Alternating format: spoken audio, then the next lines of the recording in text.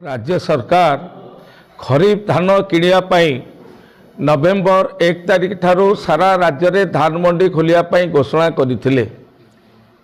आज जानुआरी 2 तारिख है जगतसिंहपुर जिले में वर्तमान सुधा कौन धान मंडी खोला गला नहीं, जहाँफल कि चाषी माने आज बाध्य होकि अभाव को पूरण करने आज धान को खोला बजार रे दलाल एवं बेपारी मान को 1400-1500 टंकार बिकिया बाध्य होती। राज्य सरकार जिला प्रशासन कुंभकर्ण निद्रा शोइचंती एवं जिला प्रशासन राज्य सरकार मिलर मानकर एवं इलेक्शन चांदा उठाइया से जानी शुणिकी धान मंडी खोलिबारे विलंब करते। आज आपण माने देखंतु आज धान मंडी खोली नहीं, सरकार धान किणवा आरंभ करना जगतसिंहपुर जिले में, किंतु आज जगतसिंहपुर जिलार जेते धान मिल अच्छे सबू धान मिल रे धान रे भर्ती हो गलानी। ए धान आसिला कौटू? सरकार तो किणी ना। आम राज्य सरकार एवं जिला प्रशासन को आज आह्वान करूँ, तुम जदि साहस अच्छे ये जो बेआईन धान गच्छित रखिंट मिलर माने ताकू चढ़ऊ करी तार अनुसंधान करंतु एवं तांको गिरफ करंतु। आज आम दाबी करचु राज्य सरकार पाखे एवं जिला प्रशासन तुरंत धान मंडी जगतसिंहपुर जिले में खोलंतु एवं केंद्रीय सरकार जो पेडी प्रोक्योरमेंट गाइडलाइन अच्छी गाइडलाइन अनुजाई धान एटी किणवा आरंभ करंतु। नहले आगामी दिन में बीजेपी कृषक मोर्चा तरफ जगतसिंहपुर जिले में व्यापक भाव में कृषक आंदोलन करा जिवो।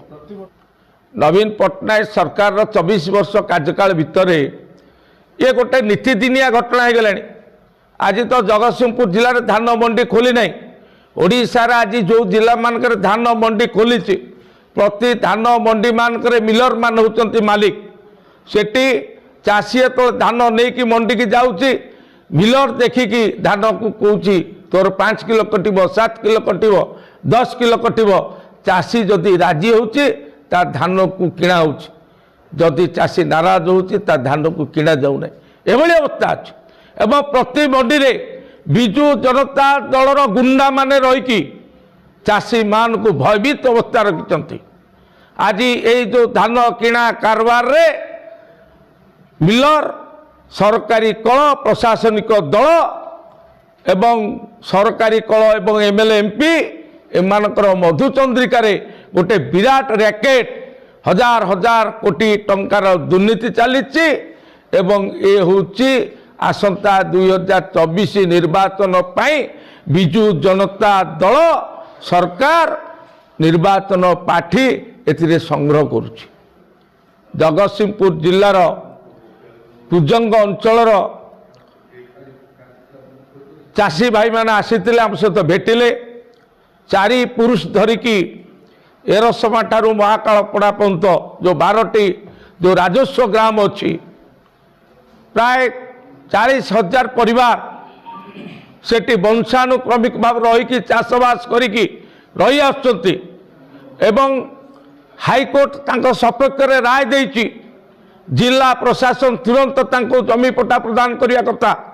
जिला प्रशासन हाईकोर्ट कथा को मानिवा तो दूर कथा, ये मित्तल कंपनी जो स्टील प्लांट करिवो ये नवीन सरकार आज मित्तल कंपनी रो आज पूरा तार चांदारे तार टंकारे आज बसवती होगी चाषी मान घर को आज जाली दिया भांगी दिया एवं चाषी मान जमी बेघर पुलिस फॉरेस्ट वाला को लगेकी गुंडा लगेकी आज भंगा जाउछि। एवं हाईकोर्ट ए बाबद जिला प्रशासन उपरे 3 थर पूरा जोरिमाना भी करछंती। या सत्य मध्य आज सरकार ये इंग्रेज सरकार ठू भी बड़ी गले। बतीघर अंचल आज चाषी भाई मैंने आसीते से मत आज ए बाबद संघर सभापति साधारण संपादक एवं तांकर नेतृवृंद 50 रु अधिक चाषी नेता आसीते एवं ए कथा हम दृष्टि आकर्षण करछंती एवं ए बाबद आम महामहिम राज्यपाल